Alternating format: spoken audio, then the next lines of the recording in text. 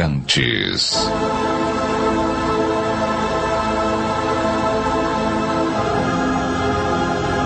Mistério e mito. Os maias e os incas da América do Sul acreditavam que existia uma raça de gigantes na Terra antes do grande dilúvio. O mesmo se deu com muitas outras antigas civilizações. Alguns os tomaram por deuses, outros reproduziram suas imagens em pedra ou escreveram sobre eles em suas histórias. Os gregos e os romanos falaram de sangue que caiu do céu, indo regar o colo da deusa Gaia, gerando os titãs, uma raça de temidos gigantes.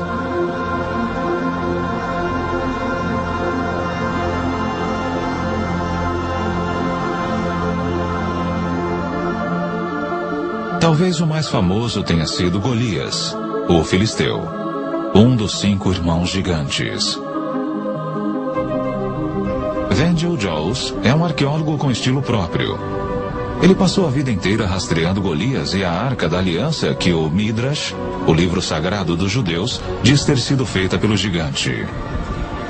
Golias abriu caminho à força por entre os soldados israelitas, correu e jogou a arca sobre os ombros, abateu Pinhas e Humphrey e levou a arca de volta ao acampamento dos filisteus. Foi aqui neste campo, 24 quilômetros sudoeste da atual Jerusalém, que a lenda conta que Golias foi finalmente morto.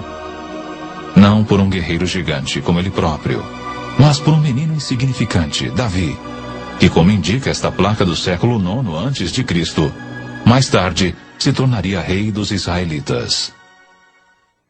Davi enfiou a mão em sua sacola, de onde tirou essa coisa preta com longas correias de couro, e colocou-a em volta dos braços assim e disse: "Você veio me enfrentar com um broquel e armadura e um escudo e uma espada, mas eu vou enfrentá-lo em nome do Senhor, Deus de Israel." Ele então tirou outro par de correias da sacola, mas estas continham uma pedra.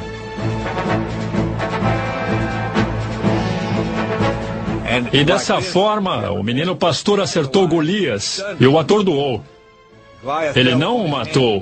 Golias caiu de 4. Davi correu até ele e tomou a espada de Golias, sua enorme espada que havia matado Hofre e Pinhas. E com a espada de Golias, ele o decapitou. A apenas 3 quilômetros de onde a famosa luta ocorreu, existe um monte de uns 25 metros de altura. Acredita-se que seja o túmulo de Golias, embora ninguém saiba ao certo, pois nunca foi escavado. No meio oeste americano, existem também grandes montes que dizem ser sepulturas. Um escritor que já vendeu mais de 15 milhões de livros e que escreveu extensivamente sobre gigantes é Brad Steiger. Foram abertas sepulturas coletivas de gigantes, algumas delas com homens medindo 2,5 metros, algumas mulheres de 2,10 metros de altura, alguns recordes de homens com 3 metros e crânios extremamente grandes. E curiosamente, alguns destes crânios tinham chifres, alguns tinham fileiras extras de dentes, outros tinham o que chamaríamos de anomalias. Eram crânios incrivelmente grandes. Um arqueólogo independente que há muito tempo é fascinado por lendas de gigantes americanos chama-se David Hatcher Childress. Vários montes foram escavados no meio oeste americano, começando por volta de 1850. E, em muitos casos, eles encontravam esqueletos de pessoas com mais de 2,10 metros de altura. E, em muitos casos, tinham fileiras duplas de dentes, bem como, em alguns casos, 6 dedos em cada mão e 6 dedos em cada pé. O esqueleto encontrado em Bridalveil Falls, na Califórnia, por um grupo de mineiros, primeiro eles encontraram uma parede com hieróglifos muito intrincados. Pensaram que iriam encontrar ouro por trás da parede. Eles derrubaram e acharam uma mulher segurando uma criança coberta de pele, de um pó estranho. O mesmo tipo de restos mortais de uma mulher alta e mumificada foi encontrado no Texas, no Vale da Morte e em outras partes da Califórnia. Estes antigos recortes de jornal são tudo o que resta destes misteriosos gigantes. Vencedor do prêmio de melhor jornalista do ano, Jim Marrs tem especial interesse na ciência especulativa. A arqueologia naqueles tempos ainda estava gatinhando. Qualquer um que tivesse uma pá saía por aí vendo se encontrava alguma coisa. Porém, o interessante é que, na verdade, não podemos relacionar a descoberta desses corpos mumificados e fósseis e ossos gigantes com nenhum lugar em particular. Eles foram encontrados na Grécia, na Itália, foram encontrados no Oriente Médio e na América. E mesmo que descartemos alguns como sendo mistificação ou interpretação errônea de alguma outra coisa, ainda nos resta evidência suficiente para demonstrar que em certa época eles caminharam sobre a Terra.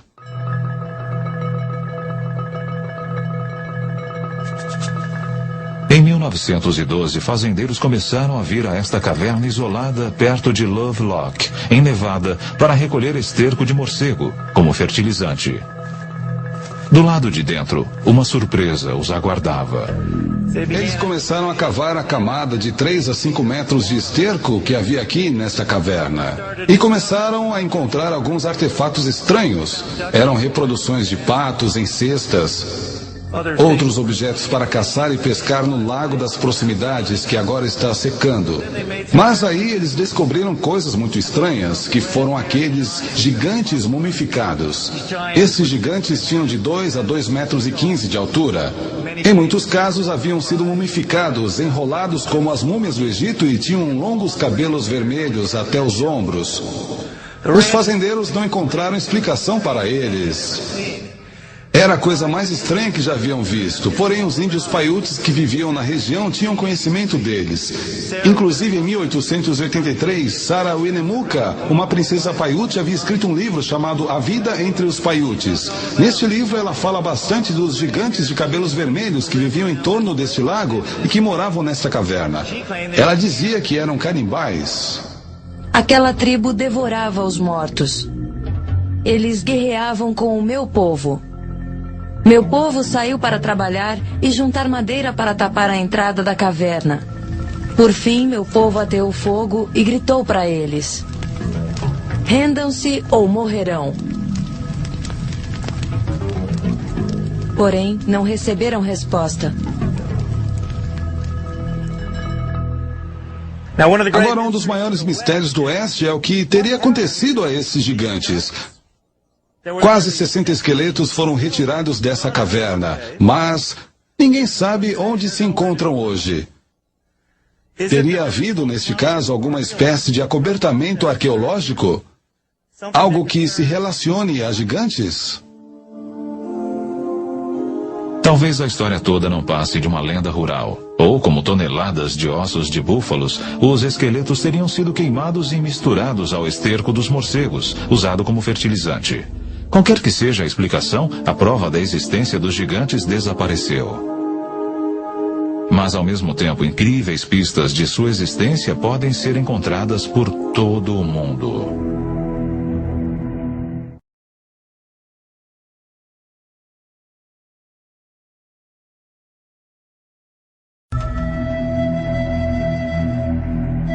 Na América do Sul existem figuras gigantescas escavadas em rochas tão grandes que, do nível do solo, são difíceis de reconhecer.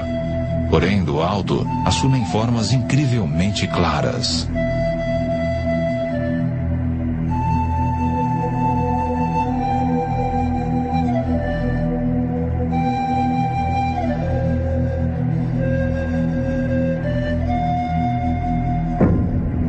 Esta aqui no Chile, conhecida como Cerro Unitas, com mais de 90 metros de altura, é considerada a maior representação de uma figura humana do mundo.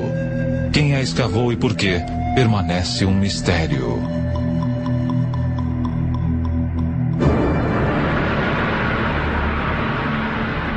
Do outro lado do mundo, no Reino Unido, outras figuras gigantes fitam o céu. Esta aqui é conhecida como Cerne Abbas, perto de Shaftesbury.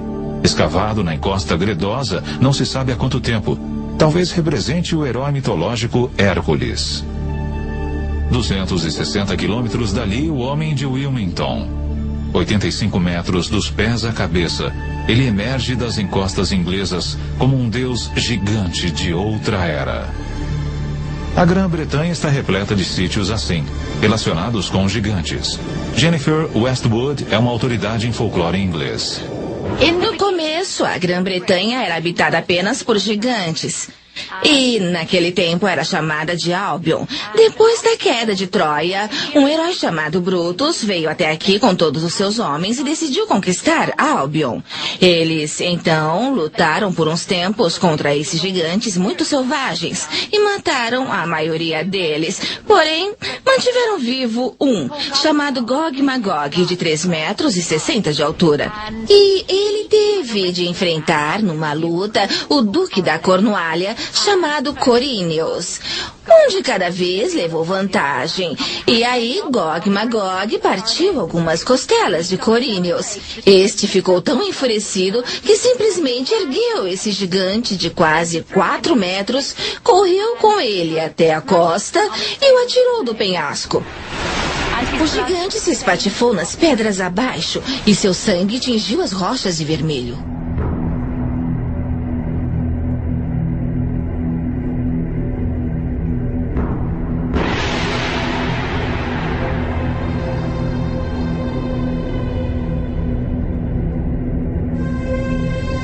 Gigantes também fazem parte da mitologia de Stonehenge. Sem dúvida, a mais famosa estrutura megalítica do mundo. Estas sólidas pedras eretas, a maior com 10 metros de altura e pesando 50 toneladas, foram erigidas aqui há milhares de anos. Os primeiros bretões chamaram o círculo de pedra de dança de gigantes e acreditavam ter sido construído por gigantes. Quem realmente construiu Stonehenge e como são mistérios que ainda persistem. Talvez, no fim, tenhamos de recorrer às lendas em busca de uma resposta. Alguém no passado, com uma tecnologia que nós não temos, ou um poder mágico que não possuímos, é quem teria construído essas coisas.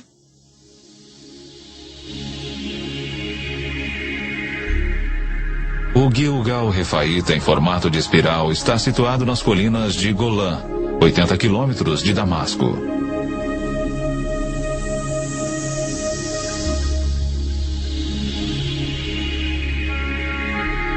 Estima-se que tenha sido construído com 40 mil toneladas de pedras soltas. É extraordinariamente parecido com Stonehenge. Ambos foram datados de cerca de 5.000 anos de idade e possuem pedras megalíticas semelhantes. Dizem que o Gilgal, como o Stonehenge, também está relacionado com gigantes. Só que neste caso, há um texto bíblico que parece corroborar essa afirmativa.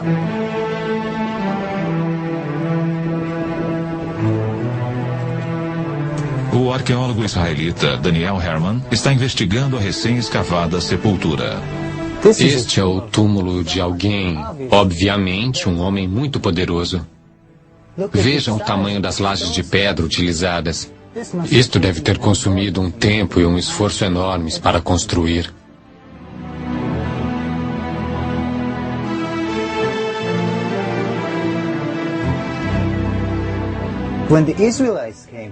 Quando os israelitas vieram aqui e escreveram sua Bíblia, isto já estava aqui. E eles o viram. Então, registraram o local como sendo a região governada por Og, o rei de Bassã. Og é descrito no livro do Deuteronômio da forma como vou dizer. Og, rei de Bassã, era o único que restava da raça dos Refaítas. Refaíta é a palavra hebraica para gigante.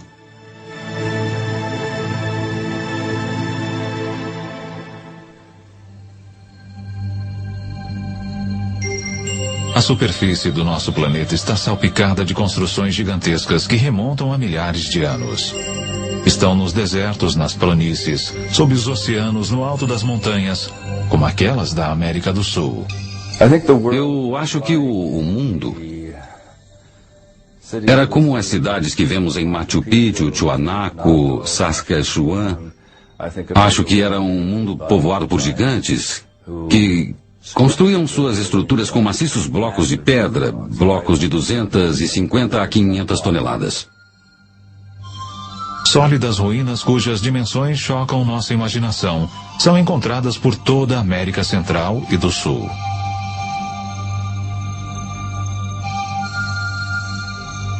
Mesmo um cético poderia se ver tentado a perguntar quem, senão uma raça de gigantes, poderia ter construído tais maravilhas arquitetônicas. O povo da ilha mediterrânea de Malta possui uma crença antiga de que sua ilha era conhecida como o último reduto dos gigantes da Europa.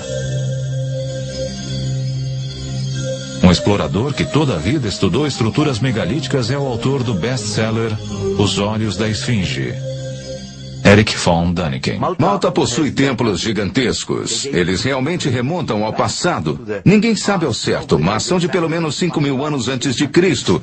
E um dos templos, em Gozo, até hoje chama-se Templo dos Gigantes. Lá chamam de Ticântila. Uma lenda local diz que o templo foi construído por uma giganta Sunsuna. Os blocos são tão grandes, tão pesados, que nenhum ser humano normal poderia tê-los movido. Na Bolívia, apenas 30 quilômetros do lago Titicaca, existem gigantescas plataformas de pedra por toda parte. A maior delas já teve 29 metros de comprimento. Seu peso foi calculado em 900 toneladas. E isso está num lugar a 4.100 metros de altitude, nos Andes, o que significa ausência de árvores, de madeira, nada. Não é possível transportar uma plataforma de 900 toneladas sem toras para rolar. Mesmo com auxílio de toras, seria extremamente complicado. Esses fatos são verídicos, podemos vê-los, tocá-los, fotografá-los, mas não podemos explicá-los. Os índios pré-incaicos, os aimarás, não conseguiram movê-la. Então, o que seria? Resultado de quê? Não sabemos. Em muitos lugares da Terra, encontramos estruturas que poderiam estar relacionadas ou a ETs, a uma tecnologia que não entendemos, ou a gigantes. ETs. Gigantes? Uma tecnologia secreta? Os que acreditam aceitam os fatos com naturalidade. Eis o autor do best-seller Arquitetos do Submundo, Bruce Rooks.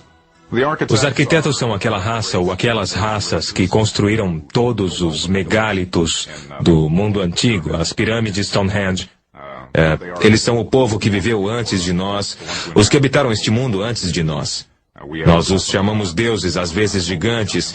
Eles deixaram suas obras e nós não conseguimos reproduzi-las. Somente agora aprendemos a realmente apreciá-las.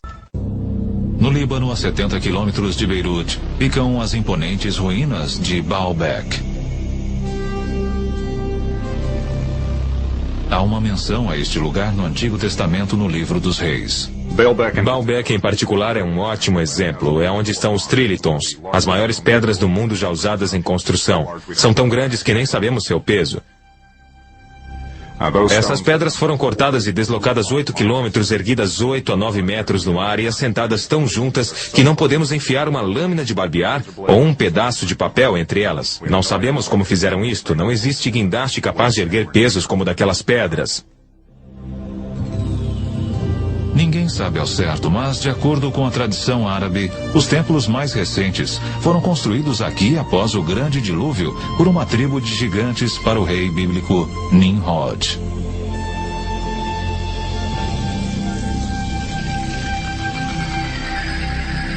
Mas o que realmente queremos dizer com a palavra gigante?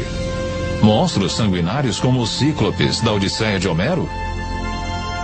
Ou os ogres dos contos de fadas infantis?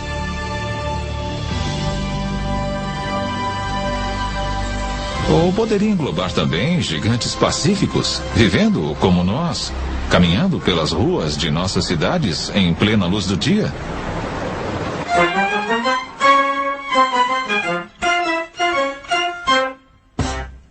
Existem duas espécies de pessoas que podemos chamar de gigantes. Há os gigantes que são geneticamente programados para ser altos, pessoas que são normais, porém seus genes os levaram a ficar muito, muito altos. E depois temos as pessoas que sofrem de alguma espécie de disfunção, a mais comum das quais é a acromegalia, que é uma doença resultante da produção excessiva do hormônio de crescimento. Uma acromegalia tem muitos efeitos sobre o corpo. Não produz apenas pessoas excessivamente altas, mas traz problemas potenciais ao esqueleto e a alguns órgãos internos.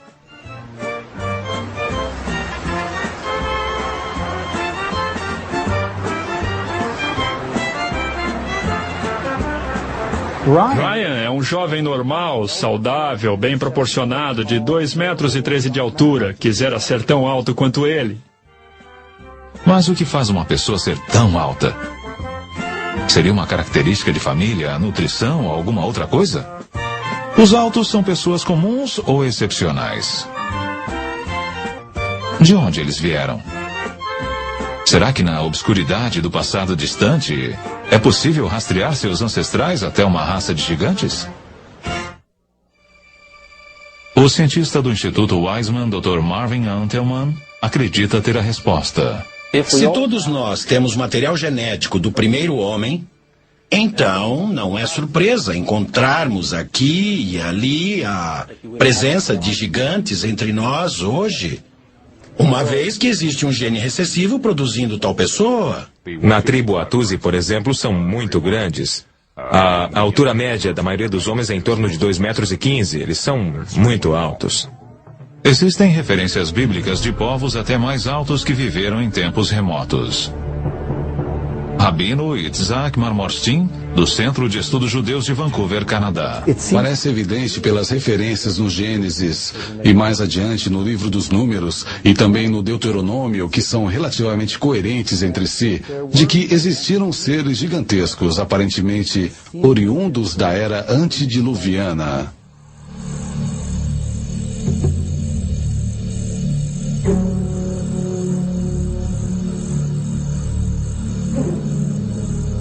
Seria possível que as condições ambientais de eras passadas tivessem favorecido o desenvolvimento dos gigantes? Certamente sabemos, através de evidências fósseis, que algumas espécies, como os dinossauros, cresceram muitas vezes mais do que o fariam hoje. Um adepto desta teoria intrigante e polêmica é o Dr. Carl Bog. Expressões genéticas otimizadas significam o melhor, que o organismo contido no DNA pode expressar em função de condições atmosféricas favoráveis.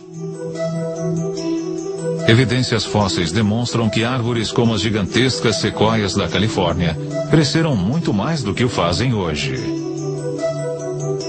Uma teoria explica isto dizendo que as condições ambientais do passado distante eram mais propícias ao crescimento gigante.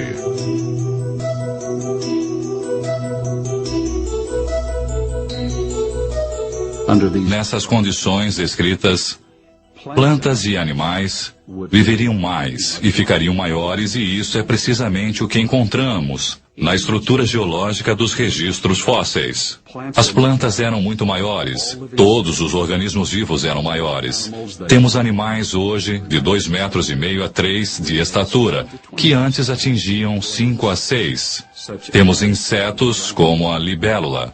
Hoje a libélula talvez tenha uma envergadura de asas de 10 centímetros. Sua contraparte encontrada nos registros fósseis, a Meganaropsis, tinha uma envergadura de asas de 1,5 metros. Tudo no passado era maior. Sou da opinião de que, sob melhores condições atmosféricas, as pessoas não só viviam mais tempo, como eram mais altas, bem mais altas. Gigantes e dinossauros não poderiam viver hoje como fizeram no passado, porque as condições atmosféricas simplesmente não o permitiriam.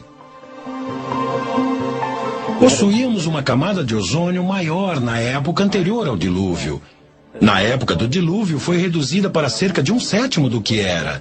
E assim, a vida na Terra, conforme a conhecemos, não tem mais a mesma expectativa de duração que tinha na época do dilúvio.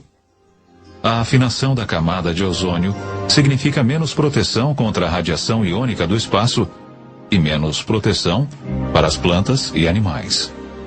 Sendo um interessado nas condições originais da Terra, após 35 anos de pesquisas nesta área, tentei reconstruir aquele contexto original.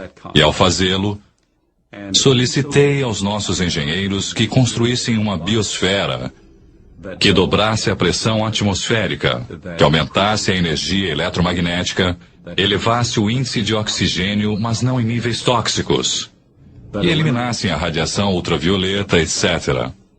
E os experimentos realizados foram muito gratificantes.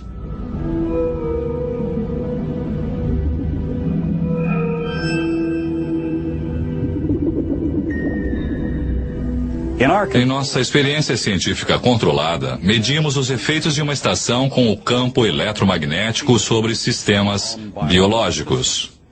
Temos esses peixes pacu, piranhas, que normalmente aos 3 anos e meio de idade têm mais ou menos esse tamanho, sob condições favoráveis. Mas agora nós os temos com mais de 50 centímetros, pesando quase 2,30 kg cada. Sob essas condições controladas, temos tido sucesso em produzir gigantismo num ritmo mais acelerado. A princípio, a pesquisa parece convincente, embora ainda não tenha sido contestada por outros cientistas. A conclusão e a tradição parecem bastante claras de que seres gigantescos outrora existiram e que a história humana desenvolveu-se ou que mudanças psicológicas, emocionais ou espirituais ocorreram. E aqueles seres que sobreviveram pertenciam aparentemente a um grupo de genes menores. Porém, a possibilidade de que tenham existido outros segmentos da humanidade aparece de forma quase explícita na própria Bíblia. O livro dos Números diz que após vagar no deserto com seu povo, Moisés enviou batedores para encontrar um lugar onde pudessem se estabelecer. Os batedores foram para o norte, para Hebron. Ao retornar, relataram: todos que vimos ali eram gigantes. E éramos, aos nossos próprios olhos, como gafanhotos, e assim também lhes parecíamos.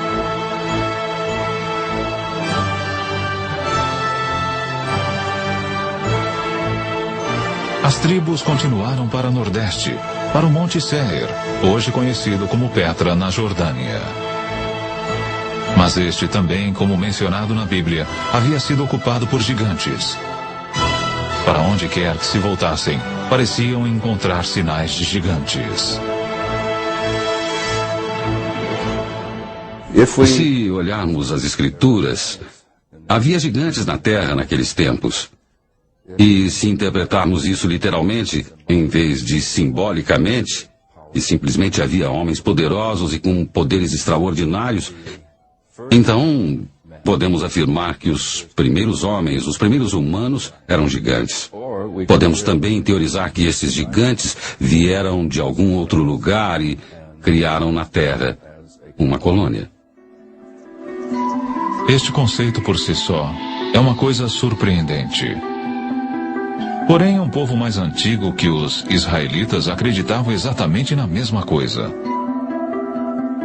Eles escreveram que os gigantes eram seres celestiais que vieram não da Terra, mas de outro planeta.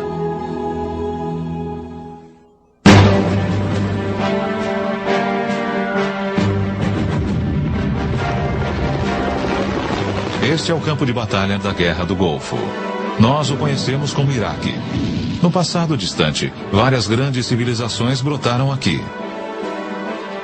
Uma delas, a babilônica, foi lendária por sua riqueza e esplendor.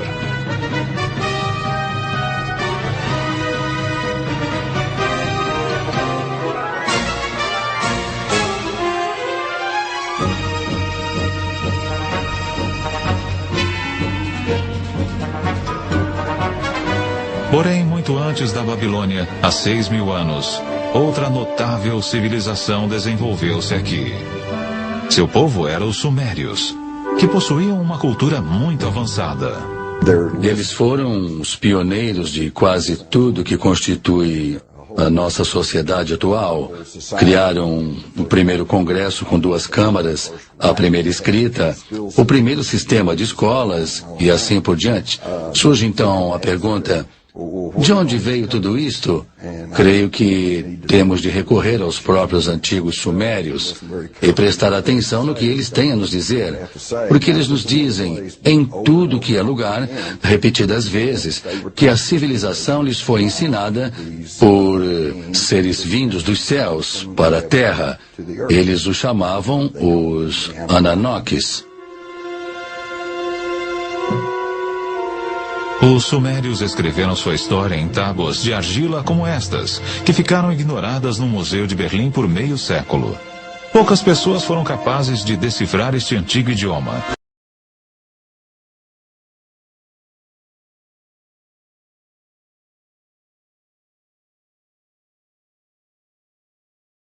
Mas uma delas é Zecharia Sitchin.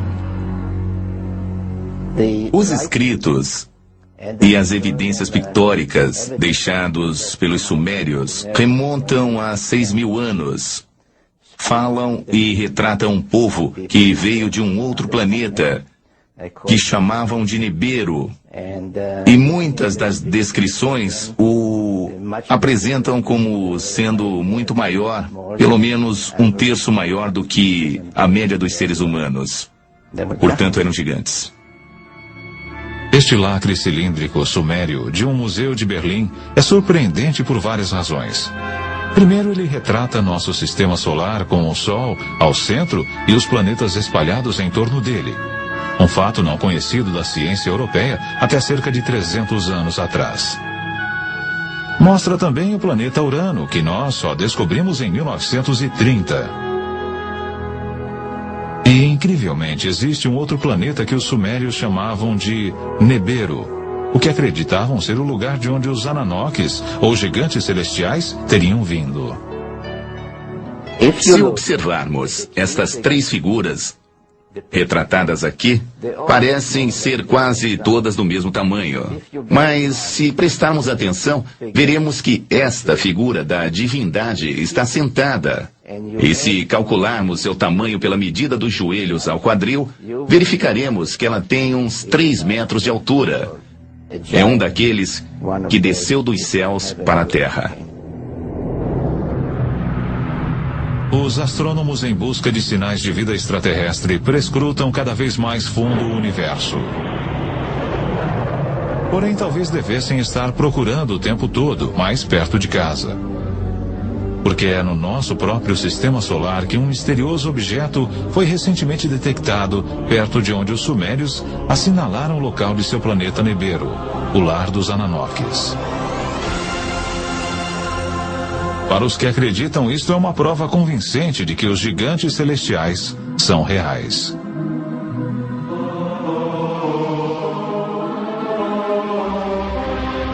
O antigo texto sumério, de uma forma bem ampla, nos diz, basicamente, que mais de 400 mil anos atrás, esses Anunnakis vieram do espaço e pousaram na Terra, no Vale do Tigre e Eufrates. Começaram por formar uma colônia que chamaram de Éden. De acordo com o Gênesis, Éden, ou Éden, é onde Adão foi criado do pó, e Eva de uma de suas costelas. Outros, porém, têm uma versão mais high-tech sobre como a vida humana começou. Com o tempo, necessitando de mão de obra de trabalhadores, eles alavancaram a evolução empregando engenharia genética. Recolheram o esperma de um dos Anunnakis e o inseminaram no óvulo de uma humanoide primitiva, provavelmente uma dessas primitivas cujos restos arqueológicos estão agora sendo encontrados na África, a famosa Lucy, e eles então produziram um híbrido que acabou se tornando o homem de Cro-Magnon, ou seja, o homem moderno. Diz a lenda que quando os Ananoques retornaram após vários milhares de anos para ver como sua obra genética se desenvolvera, encontraram na Terra mulheres irresistivelmente atraentes. Começa na Bíblia, onde podemos ler, no início de Moisés, quando os filhos dos deuses viram que as filhas do homem eram bonitas, eles as tomaram como esposas. Mais tarde, daqueles ventres, nasceram gigantes. Tão destrutivos eram esses titãs, que os Ananoques que os geraram decidiram destruí-los. O livro apócrifo de Baruque nos conta até quantos gigantes foram mortos. O livro de Baruque diz: depois o Senhor criou o grande dilúvio, destruiu toda a vida que havia na terra, incluindo os 409 mil gigantes.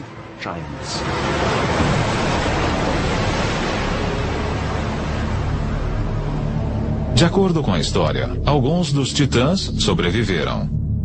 Porém, seu reinado como senhores da terra terminara, e os humanos tornaram-se a espécie dominante.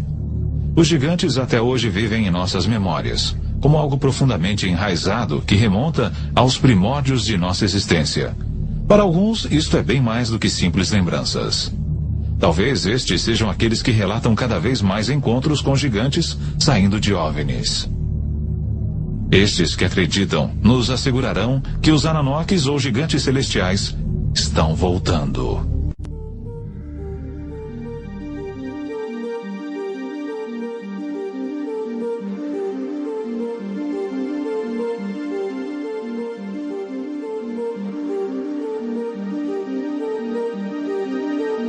The town of Yatzitz is 25 miles west of Jerusalem. On January the 3rd, 1996, Chief of Security Herzl Constantini was at home when he heard a strange noise outside. When I opened the door, I was paralyzed with fear. I saw a gigantic being around 5 feet wide and 11 feet high. I estimate its weight at about 2 tons. I called the police, and 2 officers came over to the house. They laughed at us and accused me of drinking. But when the trackers came and saw the prints, they stopped laughing.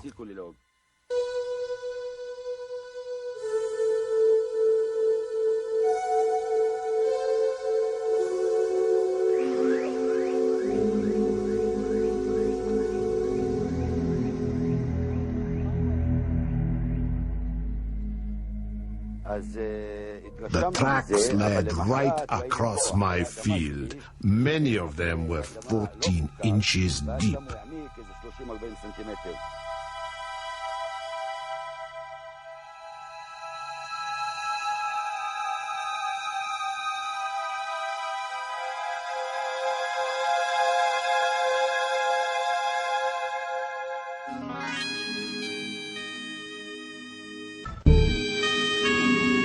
Nos últimos 10 anos, relatos de avistamentos de OVNIs com ocupantes gigantes têm aumentado.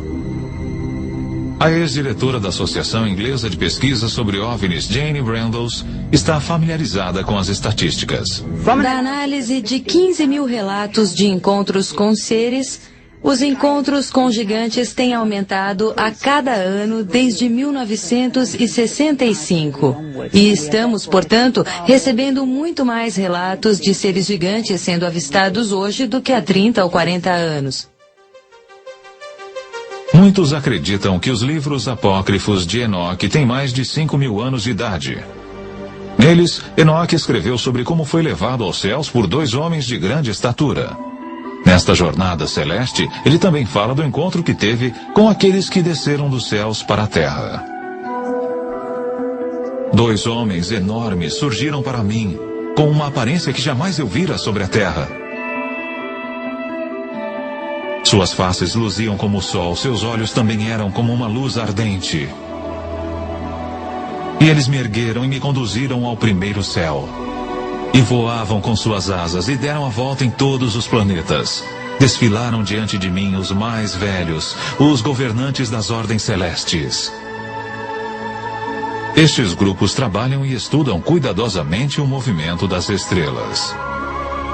Enoque foi levado aos céus pelo menos por 3 vezes. Em nossa visão atual, diríamos que ele foi levado a uma nave-mãe.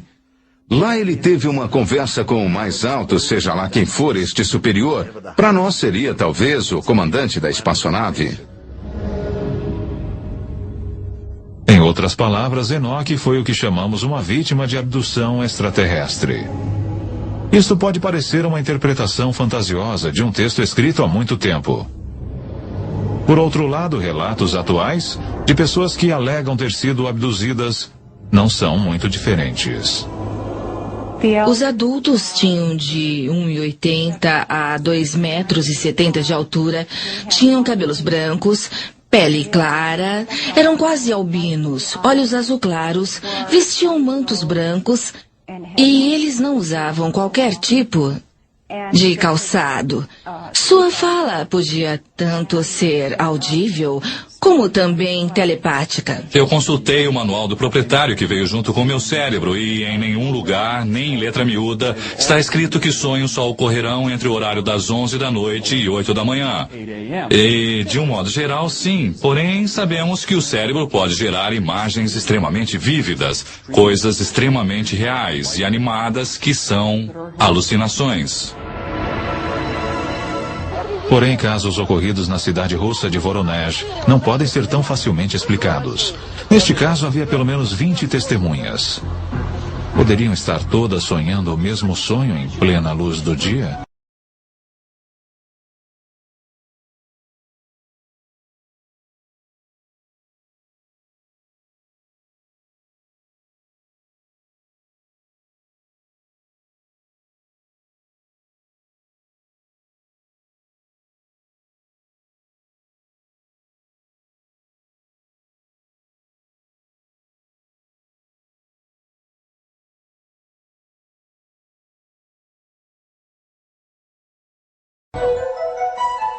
Em setembro de 1989, algo aconteceu na cidade de Voronezh, 320 quilômetros ao sul de Moscou, que chamou a atenção da imprensa mundial.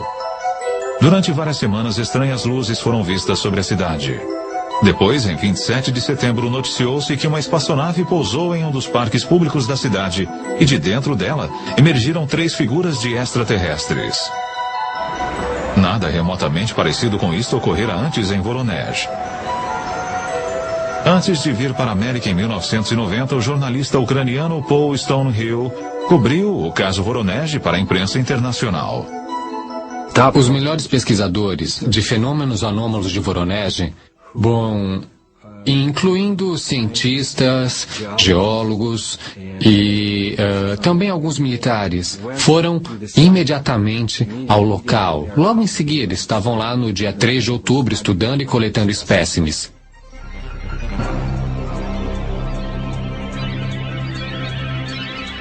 O encontro tornou-se a sensação da mídia, na rede nacional de televisão e na imprensa mundial. Isso atraiu a atenção da mídia de todo o mundo porque foi efetivamente endossado pela TASS, a agência soviética de notícias, que até então nunca dera crédito a este tipo de história. Eles tiveram a oportunidade de conversar com muitas das testemunhas oculares, adultos, crianças, policiais, professores, estudantes e cientistas que haviam visto OVNIs semelhantes ou mesmo com outros formatos. O consenso era de que seres gigantes saíram da estranha nave, fizeram algumas pesquisas por Voronezh, retornaram à nave e partiram.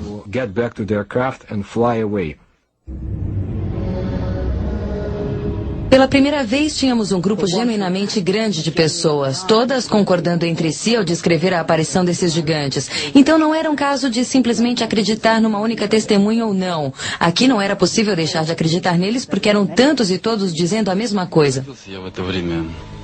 Eu estava de pé, não muito longe da rua principal da parte sul do parque. E vi esse objeto voador a uma altitude aproximada de 200 a 250 metros. Ficou numa mesma altitude e não se moveu. horizontalmente. Aquilo me despertou o interesse, porque não podia ser um balão meteorológico. Escutei um ruído agudo. Talvez de alguma máquina de perfuração em operação, como se estivesse abrindo um buraco no chão. As criaturas começaram a sair. Não pareciam muito humanos. Eram muito mais altos que humanos. Eles tinham ombros, mas eu não via a cabeça. Ele era enorme, realmente enorme, maior do que nós. Era uma figura imponente. Em 1989, Sergei Makarov era um dos estudantes que estavam no parque de Voronezh. Lembro que uma multidão juntou-se em volta do lugar. Todos ficaram assustados, estavam pálidos. Eu fiquei perplexo. Denis Murzenko também era um dos meninos no parque naquele dia de setembro de 1989. Eu vi alguns vultos lá. E também vi um homem estranho. Externamente parecia como qualquer outro homem. Só que era enorme. Instantes depois, ele subitamente desapareceu. Eu não tive dúvidas de que o OVNI e os gigantes eram de verdade, porque eu os vi. Mas algumas vezes, quando me lembro, me parece uma espécie de conto de fadas.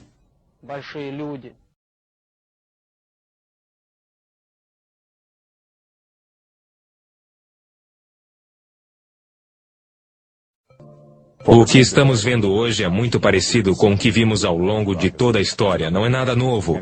Qualquer coisa relacionada com o fenômeno OVNI hoje é algo que sempre aconteceu. Pode ser encontrado na antiga mitologia de todas as partes do mundo.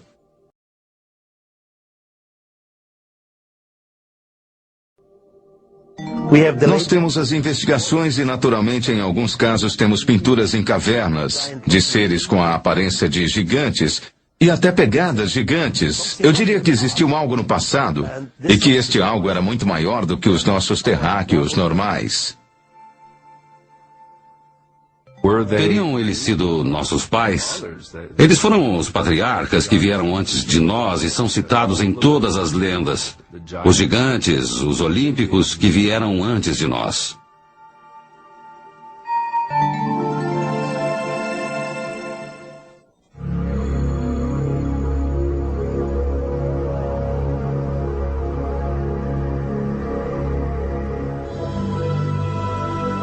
Seja fato ou fantasia, gigantes ocupam nossa consciência coletiva desde que eu possa me lembrar.